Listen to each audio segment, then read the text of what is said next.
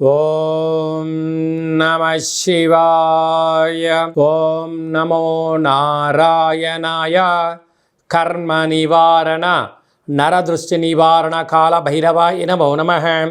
మా ఛానల్కి స్వాగతం. చూస్తున్న వీక్షకులకు ప్రేక్షకులకు ప్రియ కాల భైరవ భగవద్బంధులకి స్వాగతం పలుకుతూ, సనాతన ధర్మ సంరక్షకులకు జ్యోతిష అభిమానులకు ఈ క్రోధినామ సంవత్సర వీడుకోలు పలుకుతూ, శ్రీ విశ్వావసునామ సంవత్సరానికి స్వాగతం పలుకుతూ, అందరికన్నా ముందస్తుగా శ్రీ విశ్వావసునామ తెలుగు ఉగాది పండగ శుభాకాంక్షలు.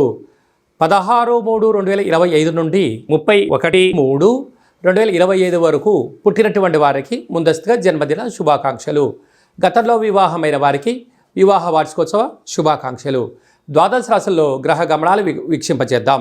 వృషభ రాశిలో గురువు, మిథున రాశిలో కుజుడు, కన్యరాశిలో కేతువు, కుంభరాశిలో శని భగవానుడు, మీనరాశిలో చతుర్గ్రహ కూటమితో ప్రారంభమవుతుంది. కనుక అమావాస్య అనగానే మనకు బాగా గుర్తొచ్చే అనేక విషయాలు, దూరవాయు జల ప్రయాణాలు పెట్టుకోవద్దు అని బాగా గుర్తుపెట్టుకోవాలి.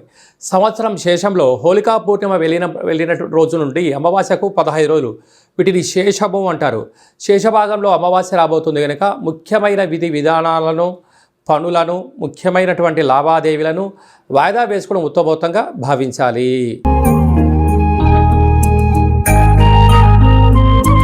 మీనరాశి వారికి ఈ క్రోధినామ సంవత్సరానికి వీడుకోలు పలుకుతూ, శ్రీ విశ్వావసునామ సంవత్సరానికి స్వాగతం పలుకుతూ, విశేషం ఏమిటంటే 30 సంవత్సరాల తర్వాత శని భగవానుడు రాశిలోకి రాబోతున్నాడు. అక్కడే ఉండబడినటువంటి ఆత్మకారకుడు రవి, బుద్ధికారకుడు బుధుడు, క్రతకారకుడు శుక్రుడు, చక్షుకారకుడు రాహు, ఆయుకారకుడు అక్కడే ఉండడం, అలా మనకారకుడు కూడా మళ్ళీ అక్కడికే రావడం, బుద్ధికారకుడు కూడా అక్కడే సంచార స్థితిలో ఉండడం వల్ల చతుర్గ్రహ కూటమి, పంచగ్రహ కూటమి, షష్ఠగ్రహ కూటమి, మళ్ళీ తిరిగి పంచగ్రహ కూటమి, తిరిగి అర్ధాష్టమ గ్రహ సంచార స్థితి దోషం తొలగినం, రాశిలోకే శని భగవానుడు రావడం వలన మీనరాశి వారు ఎన్నో తగు జాగ్రత్తలు అవసరంగా గుర్తుపెట్టుకోగలగాలి. రాశిలోనే శని భగవానుడు ఉండడం వల్ల క్రమశిక్షణ, నియమం, ఆసనం, ధ్యానం, ఏది చేయొచ్చు ఏది చేయకూడదు అనే విషయాన్ని తెలుసుకోగలగాలి. అలా తెలుసుకుంటే నేల మీద ఉన్నవాడు మహారాజు అవుతాడు. అలా నియమాన్ని పాటించకపోతే మహారాజు కూడా తిరిగి నేల మీదకి వచ్చేటువంటి పరిస్థితి చాలా అధికంగా ఉంటుందని చెప్పి గమనించాలి. అంటే ఇన్ని వేల వీడియోలో ఈ వీడియో మీరు చూస్తున్నారన్నట్లయితే నవగ్రహ దేవతల యొక్క నామస్మరణ, నామలేఖనము, మన వ్యక్తిగత జాతకంలో గ్రహాలు ఎక్కడ ఉన్నాయి, ఏ గ్రహానికి ఎంత స్మరించాలి, ఎంత ధ్యానం చేయాలి, ఏ దానం చేయాలి, ఎలాంటి వస్త్రాలు వేసుకోవాలి, ఎలాంటి ధర్మాన్ని పాటించాలో తెలుసుకున్నట్లయితే ఈ యొక్క రాశిలోనే ఉండబడినటువంటి గ్రహ దోషాలను తొలగించుకొని, ఏలనాడు శని మధ్యమ సంచార స్థితి ప్రారంభం కాబోతుందిగా సకల దోషాలన్నీ కూడా తొలగించుకొని ఐశ్వర్యానికి, ఆనందానికి స్వాగతం పలికే సమయం ఆసనమైంది అని చెప్పి మీరు గుర్తుపెట్టుకోగలగాలి. నీటి వ్యాపారస్తులు, హోటల్ వ్యాపారస్తులు, సాఫ్ట్వేర్ హార్డ్వేర్ ఉద్యోగస్తులు, ఎక్స్పోర్ట్స్ బిజినెస్ చేసేటువంటి వారందరూ, ఆహార ఉత్పత్తులు, అదే కాకుండా కూడా నెట్వర్క్ మార్కెటింగ్ సిస్టమ్, అలాగనే సెన్సెక్స్ బిజినెస్లో ఉండబడిన వారికి చాలా ఓపిక, పట్టుదల అవసరం అని చెప్పి గుర్తుపెట్టుకోవాలి. తొందరపాటు నిర్ణయానికి ఇది సరైన సమయం కాదు అని చెప్పి గుర్తుపెట్టుకోవాలి. ఈ యొక్క అమావాస్యకు వేడుకోలు పలుకుతూ నవగ్రహ దేవతల యొక్క వస్తువులతో దిశి బయటపడేసుకోవడం వల్ల గ్రహయోగం మీనరాశి వారి సొంతం కాబోతుందని చెప్పి గమనించాలి. ఈ సంవత్సరానికి చివరికి శేషానికి వేడుకోలు పలుకుతూ, కొత్త సంవత్సరానికి కొత్త పూర్ణిమకు, చైత్ర పూర్ణిమకు స్వాగతం పలుకుతూ మనం చేస్తున్న అనేక కార్యక్రమాల్లో విజయం సాధించగలగాలి అన్నట్లయితే ఈ యొక్క పాత్ర కంచు పాత్ర అంటారు. కంచు మోగినట్టు కనకము మోగదు గధరాసుమతి అని చెప్పి మన పెద్దవాళ్ళు చెప్తూ ఉంటారు. చూడండి, ఓంకార శబ్దం ఎంత అద్భుతంగా వస్తుందో.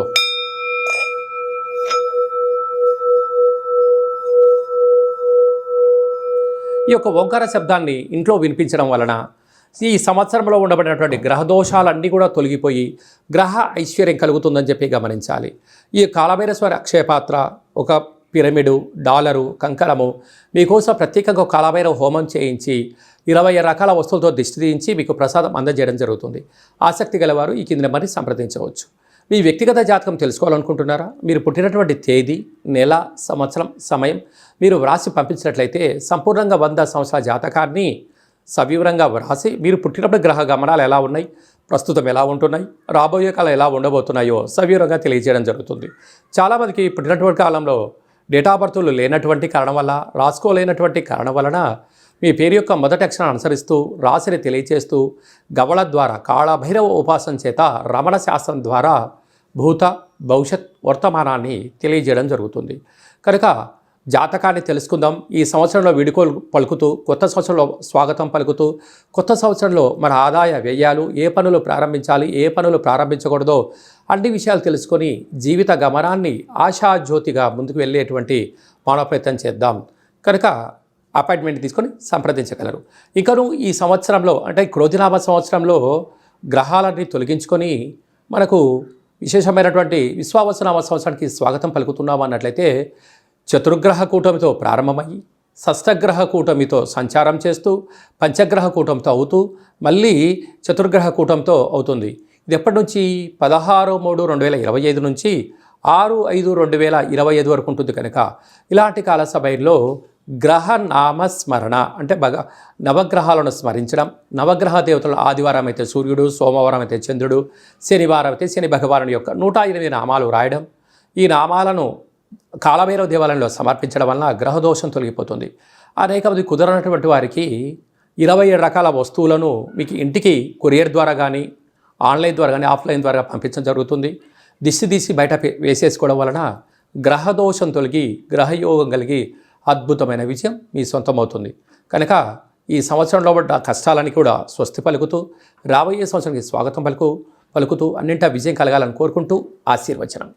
ఓం శతమానం భవతి శతాయు పురుష సతేంద్రియ ఆయుష్యేవేంద్రియే ప్రతిష్టతి ధనం ధాన్యం బహుపుత్రలాభం శత సంవత్సరం దీర్ఘమాయు సర్వే జనా సుఖినో భవంతు లోకా సమస్తా సుఖినో భవంతు సర్వం కాళభైరవ దేవతార్పణమస్తు. హరి ఓం. ఈ వీడియో మీకు నచ్చినట్టయితే లైక్ చేయండి, షేర్ చేయండి. ఆధ్యాత్మిక భక్తి సమాచారాన్ని 10 మందికి చేరవేయండి. భగవంతుడి యొక్క ఆశీస్సులు పొందండి.